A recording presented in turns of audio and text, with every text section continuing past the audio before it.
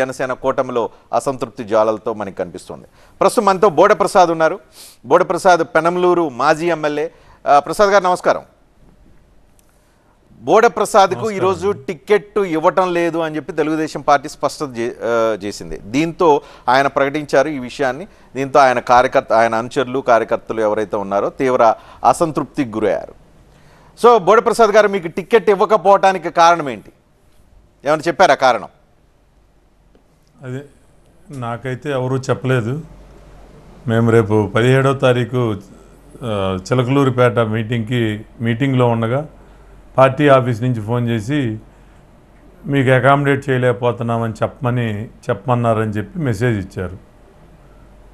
మరి నేనైతే 4.5 సంవత్సరాల నుంచి, అంతకుముందు ఎమ్మెల్యేగా ఉన్నప్పుడు కూడా ఏ తప్పు చేయలేదు కాబట్టి ఆ రోజు ఎలక్షన్స్ అయినా మరుసటి రోజే పబ్లిక్లోకి వెళ్ళి క్షమాపణ. ఎగ్జాక్ట్లీ నాకు గుర్తుంది. 2019లో మీరు ఓడిపోయిన నెక్స్ట్ డేనే జనంలోకి వెళ్ళి మీరు జనంతో ఉంటాను అని చెప్పి మీరు అక్కడ ప్రకటించడం గుర్తుంది.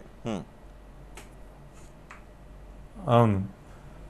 ఆ తర్వాత పబ్లిక్లో ఏ రోజు కూడా మరి ఎక్కడికి వెళ్ళకుండా పబ్లిక్లో ప్రజల మధ్య ఉన్నా.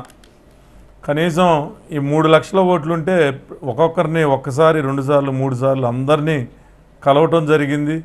పార్టీ ఆదేశించిన కార్యక్రమాలన్నీ కూడా తూచా తప్పకుండా చంద్రబాబు నాయుడు గారు ఏది చెప్తే అది చేసాం. డబ్బులు ఖర్చు పెట్టుకున్నాం. ఈ 5 సంవత్సరాల్లో కోట్ల రూపాయలు పార్టీకి ఖర్చు అయినాయి.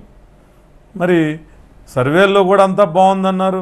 ఐవీఆర్ఎస్లో కూడా నిన్న 86% వచ్చిందన్నారు. ఈరోజు చూస్తే మీకు అకామిడేట్ చేయలేకపోతున్నాం అనేసరికి నేను ఓడిపోయినప్పుడు పడిన బాధ కన్నా ఈరోజు మానసిక క్షోభ ఈరోజు ఎక్కువ పడ్డాను నేను. ఎందుకనంటే 4.5 సంవత్సరాలు అధికారంలో లేకపోయినా, అధికారంలో ఉండి అధికారాన్ని అనుభవిస్తే అదొక ఆనందం.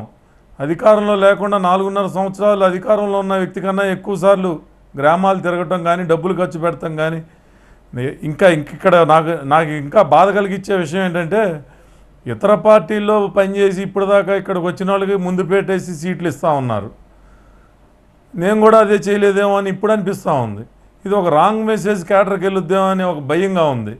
ఇదే కాదు, ఒకటి పెనంలూరు, ఒకటైతే మైలవరం, అట్లాగే ఇంకా సత్యవేడు, ఇంకా గుమ్మనూరు జయరాం, ఇలాంటివన్నీ కూడా ఈరోజు మనమే మాట్లాడుతున్నాం. ఒక గంజాయి మొక్క ఒకసాట పనికిరాని గంజాయి మొక్క ఇంకోసారి తీసుకొస్తే తులసి మొక్క అవుద్దా అని. మరి ఈ గంజాయి మొక్కలుగా ఉంటాయా, తులసి మొక్కలుగా మారుతాయా, ఎట్లా మారుతాయో నాకు అర్థం కావట్లేదు. అంటే మిమ్మల్ని అయితే నాకైతే చాలా జరిగింది. అందుకే పెనంలూరులో మీకు టికెట్ ఇవ్వట్లేదా? నేను ప్రజలు అనుకోవాలి. నేను తులసి మొక్కో గంజాయి మొక్కో ప్రజలు ఏం కోరుకుంటున్నారు అనేది పార్టీకి తెలుసు. నేనే తప్పు చేయలేదు. ఎమ్మెల్యేగా ఉన్నప్పుడు ఏ తప్పు చేయలేదు. ఈ 4.5 సంవత్సరాల్లో పార్టీ ఆదేశించిన కార్యక్రమాలు కానీ, లేకపోతే చంద్రబాబు నాయుడు గారు ఏ విషయం చెప్తే ఆ విషయం ఎక్కడికి వెళ్ళమంటే అక్కడికి క్షణాల్లో అక్కడ చేరుకొని అక్కడ కార్యకర్తలకు మనోధైర్యాన్ని కలిగించిన సందర్భాలు బోల్డ్ ఉన్నాయి. నా మీద అటెంప్ట్ టు మర్డర్ కేసు పెట్టారు. ఒక కార్యకర్తకు అన్యాయం జరుగుతుందని ధర్నా చేయడానికి వెళ్తే నా మీద అటెంప్ట్ టు మర్డర్ కేసు పెట్టారు. 16 కేసులు ఉన్నాయి ఈ రోజుకి.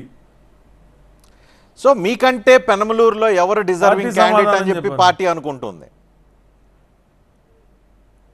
నాకైతే తెలియదు. ఎవరైనా సరే, నేను చంద్రబాబు నాయుడు గారు ఫ్యామిలీ నుంచి వస్తే మేము ఇన్వైట్ చేస్తాం, స్వాగతించి గెలిపిస్తాం, పల్లకీలో మోసి గెలిపిస్తాం, భారీ మెజార్టీతో గెలిపిస్తాం.